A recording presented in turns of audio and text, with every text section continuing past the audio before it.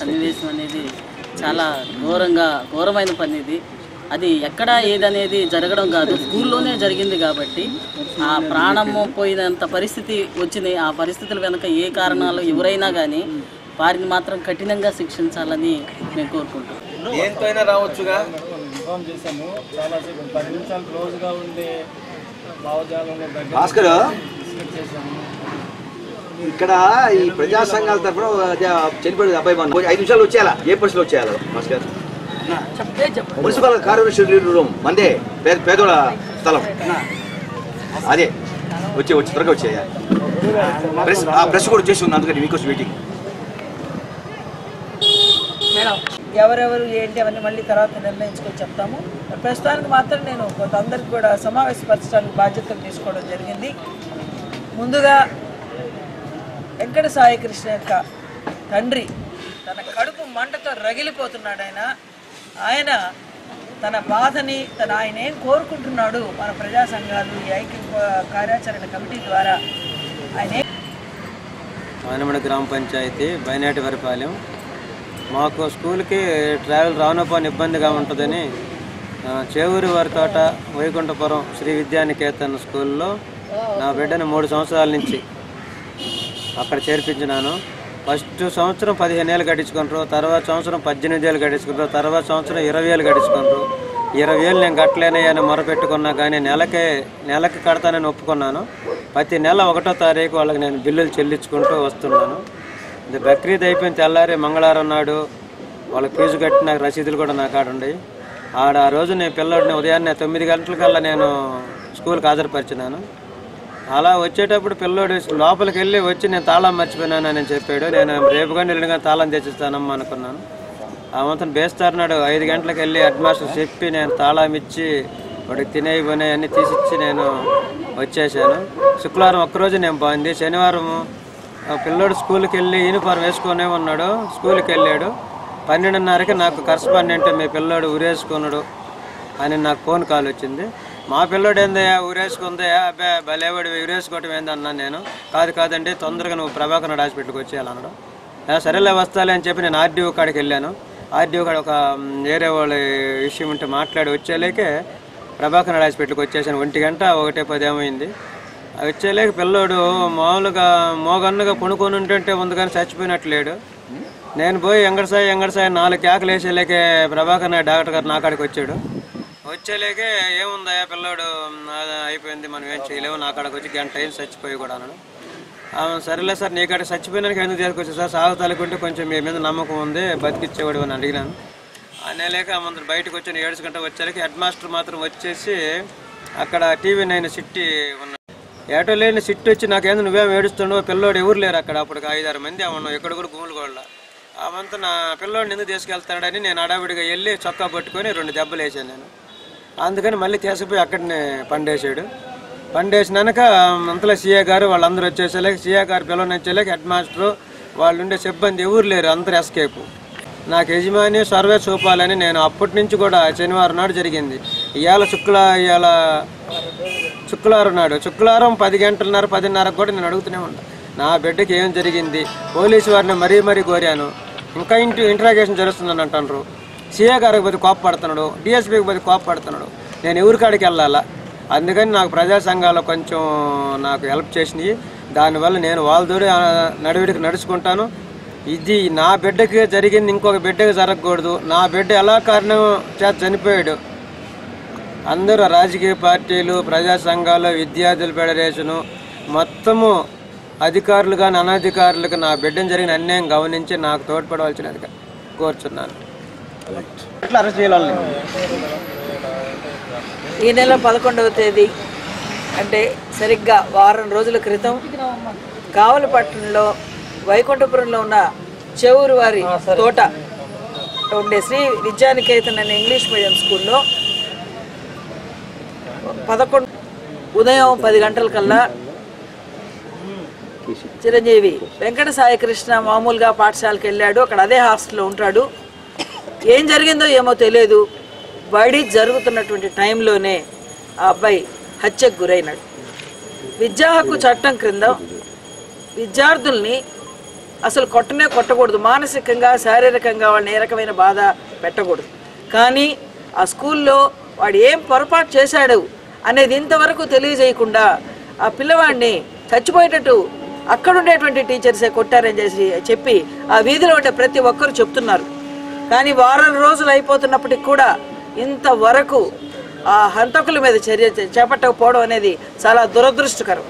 లక్షలు పోసి ప్రైవేట్ పాఠశాలల్లో పిల్లలను చేర్చేది ఇలా చంపుకోవడానికైనా? పిల్లలందరూ బడియడు పిల్లలందరూ కూడా బడిలో ఉండాలి, పనిలో కాదని చెప్పి ప్రభుత్వం పక్క చెబుతూ ఇట్లా చేర్చుకున్నటువంటి ఆ స్కూల్ కనుక చూసినట్టయితే అందులో పందులు కూడా కొంచెం 10 నిమిషాలు కూడా ఉండవు. అటువంటి ఏ రకమైనటువంటి సౌకర్యాలు గాలి వేతులు లేని ఆ స్కూల్లో దాని గుర్తింపు ఎలా ఇచ్చింది విద్యాశాఖ అనేది ఒక పెద్ద ఆశ్చర్యకరమైనటువంటి విషయం.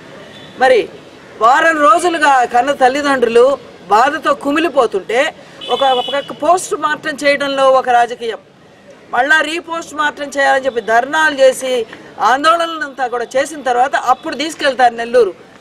తీసుకొచ్చిన తర్వాత ప్రాథమికంగా ఏం కనుక్కున్నారంటే చెప్పడానికి కూడా సందేహిస్తున్నారు.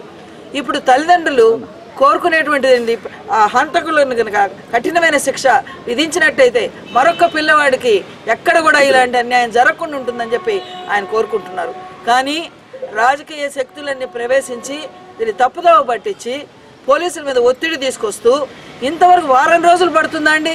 ఎక్కడో అనుమానాస్పద పరిస్థితుల్లో ఎక్కడో కాదు అబ్బాయి పోయింది, స్కూల్లోనే పని వేళల్లోనే. మరి అలాంటప్పుడు ఇంతవరకు ఎందుకు చేయలేకపోతున్నారు? మేము పోయి అడిగితే విసుక్కుంటున్నారు పోలీసులు. మేమెందుకు పోయినాం? మరి వాళ్ళే కనుక నిజంగా న్యాయం చేస్తుంటే తండ్రికి ఈ రోజుకి మేము ప్రజా సంఘాలు విద్యార్థి సంఘాలు ప్రవేశించాల్సిన అవసరం ఉండేదే కాదు.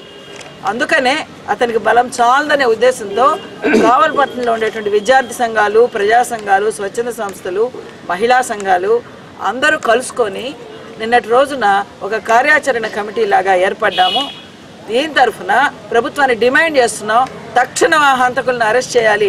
చేసే వరకు ఈ ఉద్యమం రకరకాల తీరుల్లో ముందుకు పోతుందని చెప్పి నేను తెలియజేస్తూ, దీనికి తన బిడ్డలకి ఎలా జరిగితే ఎంత బాధపడతారో అంత బాధపడాల్సిన ప్రతి ఒక్కరూ, వాళ్ళ అధికారులు అవ్వచ్చు, అనధికారులు అవ్వచ్చు, రాజకీయ నాయకులు అవ్వచ్చు, ఇటువంటి విషయాల్లో రాజకీయ నాయకులు అసలు ఎందుకు జోక్యం చేసుకుంటున్నారు? దొంగలను హంతకులను కాపాడటం కోసమైనా ఈ రాజకీయాలు ప్రజాప్రతినిధులు గెలిపించుకుంది. కాబట్టి ఈ ఐక్య కార్యాచరణ కమిటీ తరఫున హంతకులను శిక్షించే వరకు కూడా పోరాటం చేస్తామని చెప్పేసి, దీనికి కావాలి పట్టణంలో ఉండి తగిన ఇతర ప్రజా మహిళా సంఘాలు, అందరు స్వచ్ఛంద సంస్థలు అందరూ స్వచ్ఛందంగా దీనిలో పాల్గొనవలసిందిగా కోరుకుంటున్నాం. 2 గంటలకి నేను వెళ్ళేటప్పటికి తండ్రి గారు ఫిర్యాదు రాస్తూ ఉన్నాడు. వెంటనే ఆందోళనతో బాధతో వెంటనే రిపోర్ట్ ఇచ్చిన తర్వాత కావలి గవర్నమెంట్ ఏరియా హాస్పిటల్కి తీసుకురావడం ఆటోలో జరిగింది. వెంటనే 11:15కి తీసుకెళ్ళడం జరిగింది. ఆ యజమాని ఆ స్టాఫ్ కలిసి తీసుకెళ్ళిన తర్వాత గంట క్రితమే చనిపోయాడని ఆ ఆర్ఎంపీ డాక్టర్ చెప్పడం జరిగింది. వెంటనే ఆ అబ్బాయిని 12:30 కల్లా ప్రభాకరన్ హాస్పిటల్ ఆటోలో తీసుకెళ్ళి గారిని నేను సార్ మాకు పూయం చేద్దు రండి అంటే ఆయన నేను రాను, ఇది ల్యాబ్ 4 నెక్స్ట్ ల్యాబ్ డాక్టర్స్ రావాలి, నెల్లూరు నుంచి రావాలి, కాంప్లికేషన్ కేసు నేను చేయనని చెప్పడం జరిగింది. ఎందుకు చేయరని అడిగితే టీమ్ ఆఫ్ డాక్టర్ రావాలన్నారు. వెంటనే నేను సూపరింటెండెంట్ గారి దగ్గరికి వెళ్తే సూపరింటెండెంట్ గారు సరే టీమ్ ఆఫ్ డాక్టర్లు వేస్తాము ఉదయాన్నే అని చెప్తే వెంటనే పిల్లలు ముట్టుని తండ్రి గారికి నేను తెలియజేస్తే వెంటనే సరే ఇంత పొద్దుపోయింది అయినా మేము అందరూ ఇక్కడే ఉంటాం అని చెప్పి రాత్రి వాళ్ళతో పాటు 11 గంటల వరకు ఉండడం జరిగింది. తెల్లారి ఉదయాన్నే మళ్ళా 6:30కి మళ్ళీ ఎట్లా ఉన్నాడని చెప్పి ఆ పుట్టుడి బంధువు తండ్రి చీకటి పడితే ఇక్కడ లైట్లు లేవు కన్వర్ట్ చేసి నెల్లూరుకి రావాలని చెప్పి సూచిస్తే మేము కూడా మానవ దృక్పథంతో ఆలోచించి చీకటి పడద్దు కాబట్టి డాక్టర్ జర్నీ కాబట్టి మేమే నెల్లూరుకి బాడీతో వస్తామని చెప్పి వెంటనే సీఏ గారు సూపరింటెండెంట్తో మాట్లాడి మాకు అంబులెన్స్ ఇచ్చి సీఏ గారు మమ్మల్ని జీబులు ఎక్కించుకొని నేరుగా నెల్లూరు తీసుకోవడం జరిగింది. నెల్లూరులో మీకు మేము చెప్పకూడదునైనా నేను ఎస్పీ గారికి తెలియజేయడం జరిగింది. ఎస్పీ గారికి చెప్పానన్నారు. వెంటనే మేము సీఏ గారి జీబులు ఉన్నాం సార్, మేము ఉండొచ్చు సార్, మీతో రావాలి సార్ అడగం గారి సీఏ గారు నేను ఎస్పీ గారి దగ్గరికి వెళ్తున్నాం మాలేదు గారు మీరు బయలుదేరనని అంబులెన్స్ ఇచ్చి మేము వెంటనే బస్సులో బయలుదేరి రావడం జరిగింది. ఆ తర్వాత డిఎస్పీ గారిని ఇక్కడ నాయకులందరికీ వెళ్ళడం జరిగింది. కానీ ఇప్పటికీ ఒక స్కూల్ ముయ్యాలంటే విద్యాచట్టం కింద ఒక స్కూల్ ముయ్యాలంటే 1 గంట ముయ్యాలన్నా పూట ముయ్యాలన్నా విద్యాశాఖ అనుమతి తప్పనిసరి. ఇప్పటికీ 7 రోజులు 7 రోజులు స్కూల్ మూసారు. అక్కడ 7 రోజులు స్కూల్ మూసారు. ప్రెస్లో గగ్గోలు పెట్టి అందరూ మాట్లాడుతున్నారు, మీడియాలో వస్తుంది. విద్యాశాఖ తూతూ మంత్రంగా ఎంఈఓ గారు ఒక లెటర్ తయారు చేసి నేను వెళ్ళాను, పోయాను, జన్మభూములు ఉన్నాను, ఏదో చేతులు కడుగుని శనగలు తిని చేతులు కడుగున్నట్టుగా తుడుచుకున్నట్టుగా అక్కడ పడేసి ఆయన తూతూ మంత్రం లెటర్ రాశాడు. ఇంతవరకు 7 రోజులు అక్కడ 250 మంది విద్యార్థులు ఉన్నారు. ఈ 250 మంది పిల్లకాయలకి ఎగ్జామ్ ఎక్కడ పెట్టాలి? వాళ్ళందరూ ఫీజులు కట్టారు. వాళ్ళ భవిష్యత్తు ఏంటి? ఆ స్కూల్ మీద చర్యలు తీసుకోండి. ఆ పిల్లకాయలకి వెంటనే విద్యాశాఖ మీద కలెక్టర్ గారు, ఆర్డీఓ గారు, విద్యాశాఖ మొత్తం ఆడున్న పిల్లకాయలందరినీ ఇంకో స్కూల్లో మాట్లాడి చేర్పించి ఆ బిడ్డలకు న్యాయం చేయాలి, ఆ కుటుంబాన్ని న్యాయం చేయాలి, చర్యలు తీసుకోవాలి. ముద్దా ఎవరు అమాయకులు దయచేసి బలు చేయొద్దు.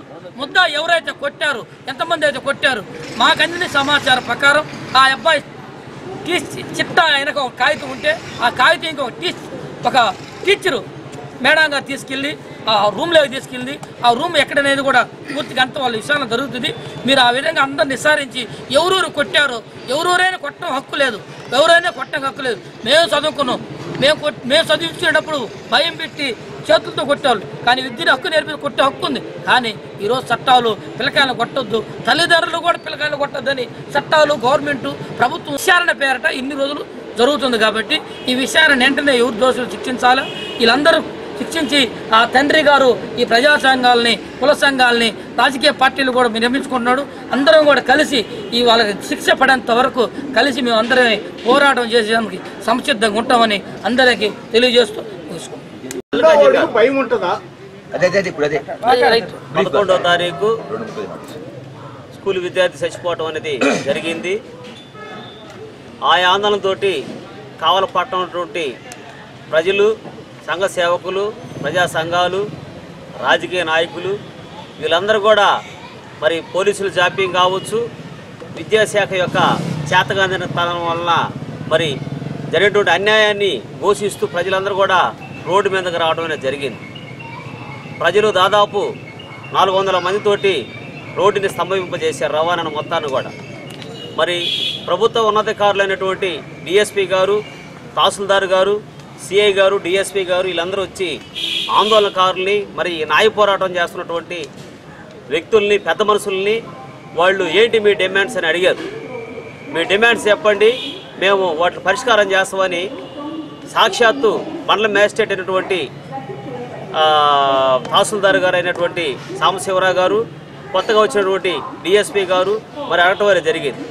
మరి మృతుడి యొక్క తండ్రి మరి ప్రజా సంఘాలు, మరి పెద్ద మనుషులందరూ కూడా తక్షణమే ముద్దాయిలను అరెస్ట్ చేయాలి, అదేవిధంగా మృతుడి కుటుంబానికి నష్టపరిహారం చెల్లించాలి, న్యాయబద్ధంగా విచారించాలి అన్నటువంటి డిమాండ్స్ చెప్పిన తర్వాత మేము నెరవేరుస్తాము అని చెప్పినటువంటి ఈ పెద్ద మనుషులు మరి ఈరోజు పోలీస్ స్టేషన్లో మరి విచారణ పేరు మీద జరుగుతున్నటువంటి ఈ జాప్యం గురించి కావలపట్నంలో ఉన్నటువంటి ప్రజలు మొత్తం కూడా మరి పోలీసుల మీద చాలా అనుమానాలు కూడా వ్యక్తం చేస్తూ ఉన్నారు. ఏంటి ఈ విచారణ? మరి మీరు ఎన్ని రోజుల క్రితం మాకు హామీ ఇచ్చారు, మరి వెంటనే మేము వాస్తవాలు వెలుగులో తీసుకొస్తామని చెప్పుకొచ్చారు. మీరు ఎవరి కోసం తీసుకొస్తారు? ఒక అన్యాయం జరిగింది. ఈ అన్యాయము మరి ఇంకోసారి జరగకుండా ఉండాలంటే మీరు న్యాయబద్ధంగా కఠినంగా వ్యవహరించడం వలన రేపు రోజున కావలపట్నంలో కావచ్చు, జిల్లా వ్యాప్తంగా కూడా మరి శాంతి భద్రతలు, మరి ప్రశాంతమైన వాతావరణం నెలకొల్పేదానికి, మామూలు ప్రశాంతంగా ఉండేదానికి కూడా ఒక అవకాశం ఉంటుంది. మరి ముద్దాయిలు కావచ్చు, లేకపోతే అక్కడ నిర్దోషులు కావచ్చు, అందరూ కూడా ఏకదాటిగా మీరు మరి మీ విచారణ పేరు మీద బందీలుగా చేస్తున్నారు. మీరు అనుకుంటే ఒక్క రోజులో మీరు విచారణ పూర్తి చేయలేరా? మీరు అనుకుంటే ఒక్క రోజుల్లో మీ యొక్క కథను మొత్తానికి ముగింపు చేయలేరా? మరి ఇన్ని రోజులు జాప్యం చేయటంలో మాకు పలు సందేహాలు వస్తూ ఉన్నాయి. తప్పనిసరిగా ఏంటంటే మేము పెద్ద మనుషులవి, కావలపట్ల ప్రజాసంఘ నాయకులవి, నిద్రలేస్తే ఎక్కడ అన్యాయం జరిగినా కానీ ఆ యొక్క విషయాల మీద కూడా మేము పోయి న్యాయ పోరాటాలు కొనసాగించేటువంటి వ్యక్తులు. మేము డిఎస్పీ గారి దగ్గర పోతే పెద్ద మనుషులను చూడకుండా కూడా, అంటే మర్యాద లేకుండా కూడా మా పనులు మమ్మల్ని చేసుకునేవాడిని మీరు విసిగించవాకండి అన్నటువంటి ఇదిలో మాట్లాడటం అనేది చాలా దుర్మార్గమైన విషయం. మరి తప్పనిసరిగా డిఎస్పీ గారు ఆయన యొక్క పద్ధతి మార్చుకోవాలా. ఎందువల్ల చెప్తున్నాం అంటే మేము మనుషులవి, మేము కూడా చదువుకొని ఉన్నాం, మేము కూడా ఈ సమాజంలో పౌరులవి. మరి మీకెంత అధికారం ఉందో ఈ సమాజం బాగుండాలని కోరుకోవటంలో కూడా మాకంత హక్కు కూడా ఉందని మేము తెలియజేస్తా ఉన్నాం. మరి తప్పనిసరిగా మేము చెప్పేటువంటిది మాకు సమాధానం చెప్పాల్సిన బాధ్యత మీ మీద ఉంది. పోలీసులు ఎక్కడ కూడా ఏ రాజ్యాంగంలో కూడా లేకపోతే పోలీసుల చట్టాల్లో కూడా ప్రజలకి సమాధానం చెప్పేదానికి వీలు లేదని పోలీస్ స్టేషన్లో ఎక్కడ బోర్డు వేయాల.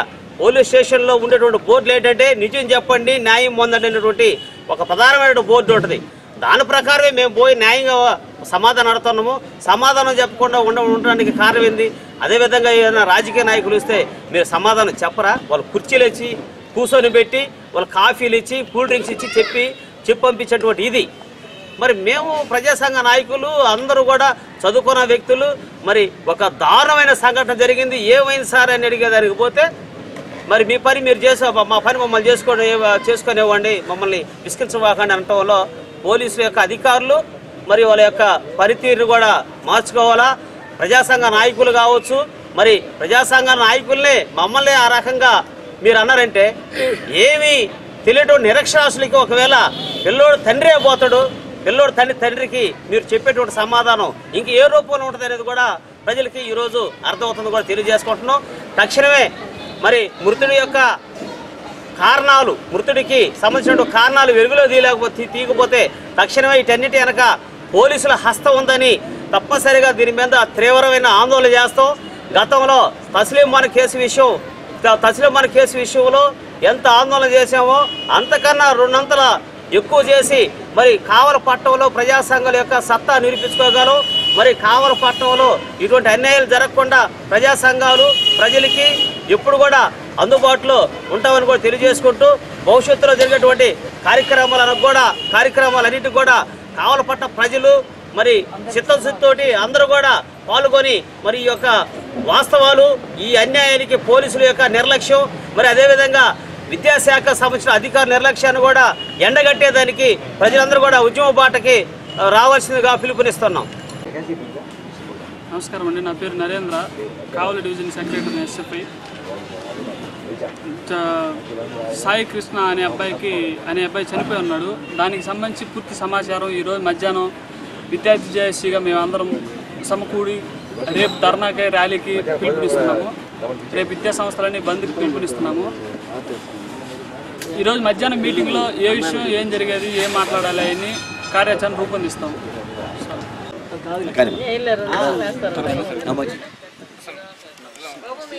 గత శనివారం జరిగినటువంటి వెంకట సాయి కృష్ణ హత్య ఏదైతే ఉందో దాని మీద విద్యా సంఘాలు, ప్రజా సంఘాలు, విద్యార్థి యొక్క సంఘాలు అన్నీ కూడా ముందుకొచ్చి ఈ యొక్క ఏదైతే హత్య ఏదైతే ఉందో ఈ హత్య కారణమైనటువంటి వాళ్ళని పోలీసు వాళ్ళు ఎవరైతే ఉన్నారో వాళ్ళు నాంచుతూ ఉన్నారు. లోపల పెట్టి పాపం వాళ్ళకేదో అన్ని టయానికి మొత్తం వాళ్ళు ఇంటికాడ ఉంటే సరిగా టయానికి తింటారో తెలియదు, కానీ లోపల పోలీస్ స్టేషన్లో పెట్టుకొని మాత్రం 3 పూట్ల టయానికి టైం తప్పిపోకుండా టిఫిన్, భోజనం, సాయంత్రం డిన్నర్ కూడా ఏర్పాటు చేస్తున్నారు.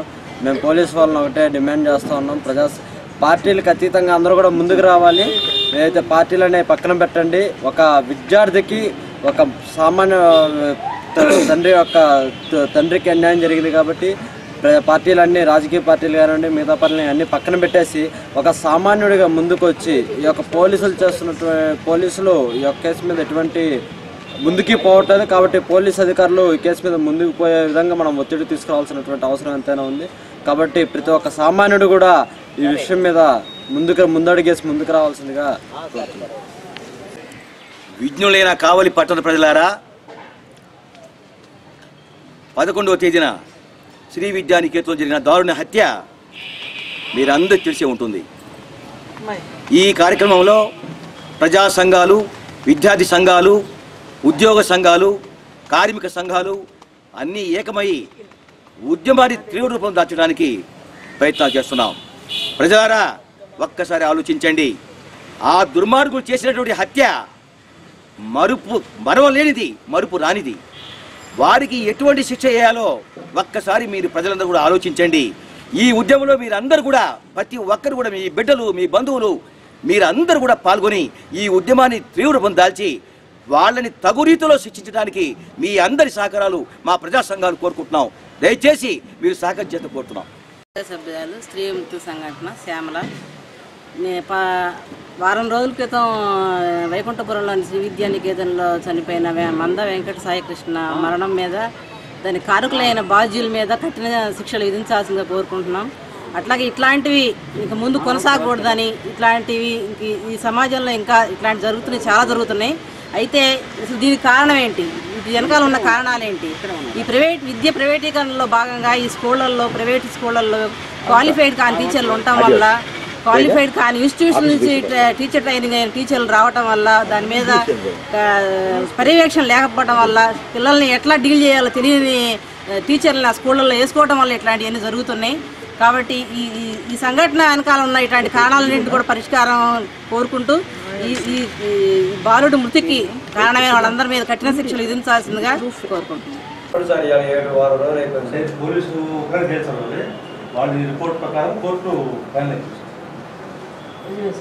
కానీ అరెస్ట్ అన్నా చూపించలేదు. అంటే మనకు ఎక్కడో మమ్మల్ని ఎక్కడ పడేస్తుంది అడవిలో అంటే అది కష్టం సార్ కనుక్కోవడం. స్కూల్లో జరిగింది. విద్యార్థి సంఘాలు, స్వచ్ఛంద సేవా సంస్థలు ప్రతినిధులు సార్ మేమందరం. 5th క్లాస్ చదువుతున్న అబ్బాయి ఇక్కడ హత్యకు గురైనాడు సార్. మొన్న 11వ తేదీ వారం అయింది. ఇరుగు పొరుగునంతా కూడా విచారించాను. కానీ ఇంత మటుకు ఏ చర్యలు తీసుకోలే. కాబట్టి అతని వల్ల కాదు, పోరాటం చేస్తే కానీ ఇది న్యాయం జరగదనే ఉద్దేశంతో అతను వచ్చి మమ్మల్ని రిక్వెస్ట్ చేయడంతో మేము ఈ న్యాయ పోరాట కమిటీగా ఏర్పడ్డాం సార్. దీని తరఫున మీకు వినతి పత్రం ఇచ్చి త్వరితగతిన న్యాయం జరిగేటట్టు చేయాలి అని చెప్పేసి ఇలాంటి ఎక్స్-ఎంపీటీసీ ప్రజాసేవ కార్యక్రమాలు చేస్తుంటాడు. మంచి వ్యక్తి, క్రియాశీలక కార్యకర్త. ఒక్క కొడుకే సార్, 2 ఆడమ్మాయిలు పాపలు. డబ్బులు ఖర్చు పెట్టి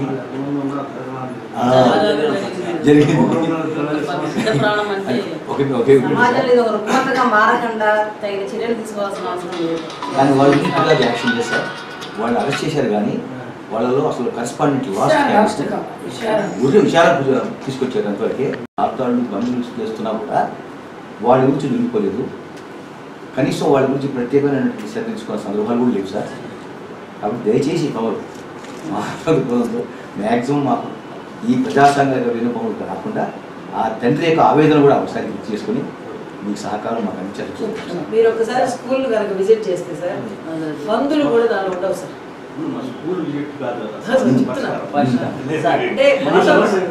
హామీ ఇవ్వాలా, హామీ గారు ఇస్తే మేము విరక్తి చేస్తాం. అప్పుడు డిఎస్పీ గారు వచ్చారు, మీ వైపు నుంచి తహసీల్దార్ గారు వచ్చారు సార్. మేము కొన్ని డిమాండ్స్ పెట్టాం.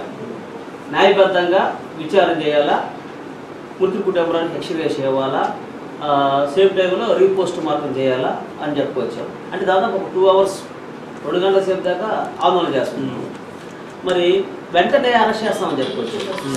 ఇది సిఐ గారు పోలీసులు అరెస్ట్ చేశారు. అరెస్ట్ చేసి ఈ రోజుకి దాదాపు 4-5 రోజులు అయ్యింది. సరే, ఆ ఆందోళన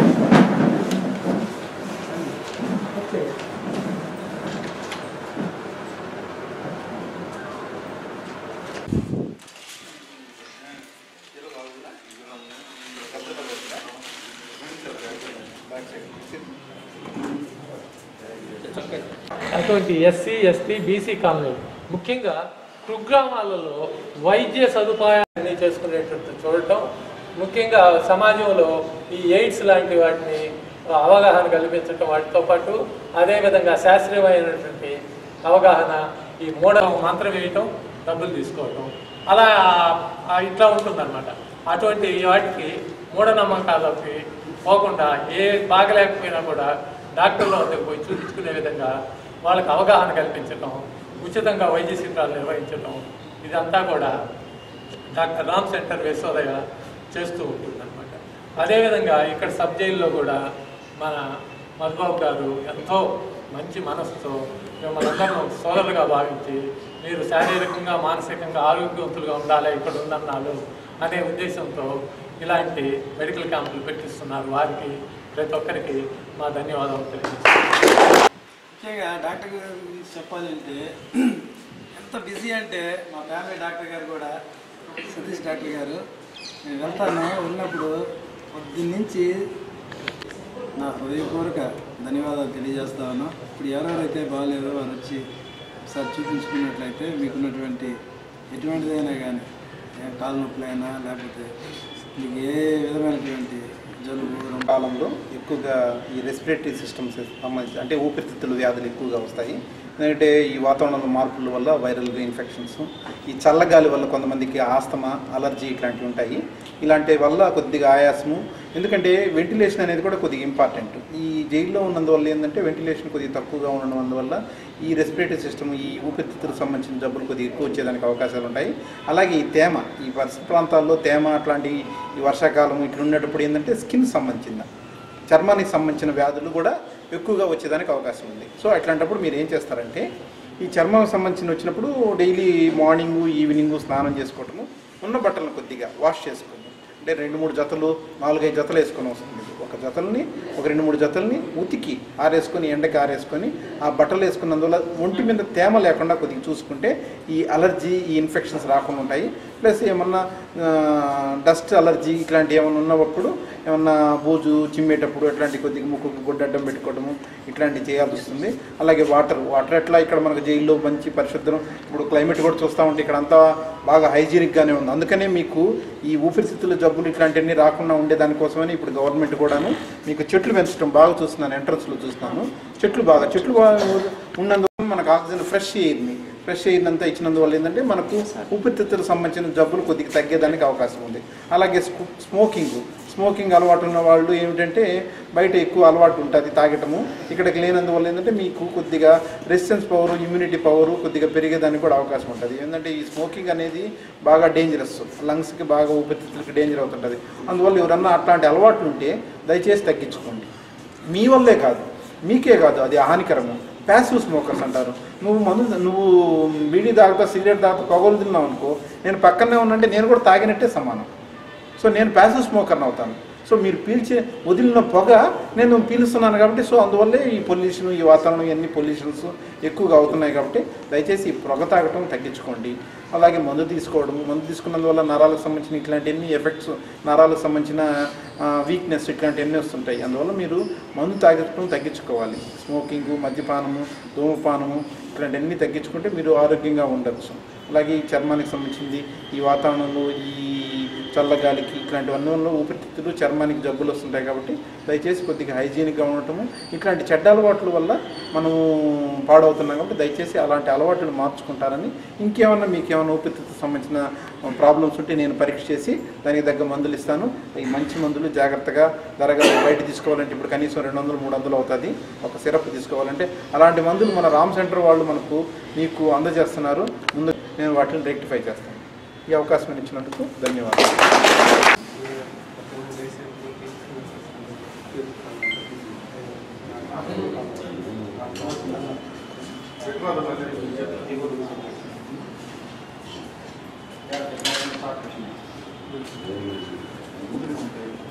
Thank you.